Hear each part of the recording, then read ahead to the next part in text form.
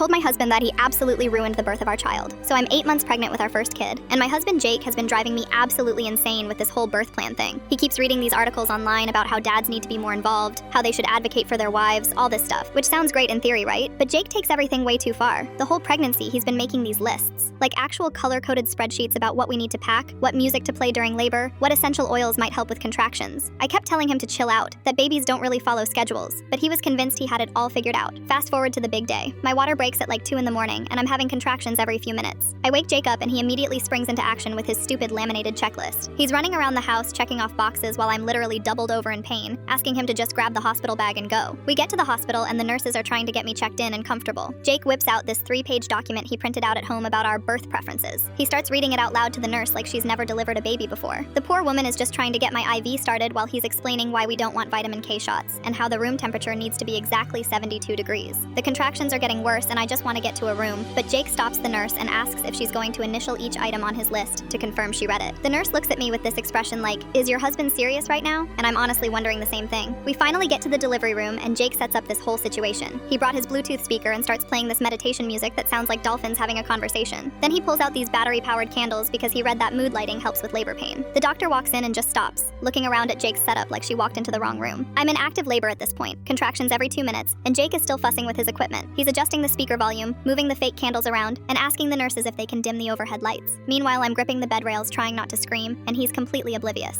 The worst part was when I started pushing. The doctor is coaching me through it, telling me when to breathe and when to push, and Jake decides this is the perfect time to start his commentary. He's standing there with his phone out, narrating everything like he's doing sports commentary. "Okay, honey, that was a good push, but I think you can go longer on the next one. Remember what we practiced in birthing class?" I wanted to throw something at him, but I was kind of busy having a baby. The doctor even gave him a look and told him to let me focus, but Jake thought she was just making conversation. He kept going with his helpful suggestions while I'm literally bringing our child into the world. Then right as the baby's head was crowning, Jake gets this brilliant idea to start filming. Not taking pictures, but like full video with commentary. He's holding his phone up, getting everything on camera while telling me to push like we practiced, and asking the doctor if she can move slightly to the left because the lighting is better. The baby finally comes out, and instead of focusing on our newborn daughter, Jake immediately starts reviewing the footage on his phone. The nurses are cleaning her up and doing all their checks, and he's watching his video back, critiquing his camera work. He actually said, "I think I should have used landscape mode," while our daughter is taking her first breaths. I lost it. Right there in the delivery room, still bleeding and exhausted, I told him he absolutely ruined the birth of our child. I said he turned what should have been this amazing, intimate moment into his personal documentary project. The room went completely quiet except for the baby crying, and Jake just stood there holding his phone looking confused. He tried to defend himself, saying he wanted to capture everything so we could remember it forever. But I told him that instead of being present for the actual birth, he spent the whole time worrying about his stupid checklist and playing director. The nurses were clearly uncomfortable, and I felt like I had to give birth while performing for his social media content.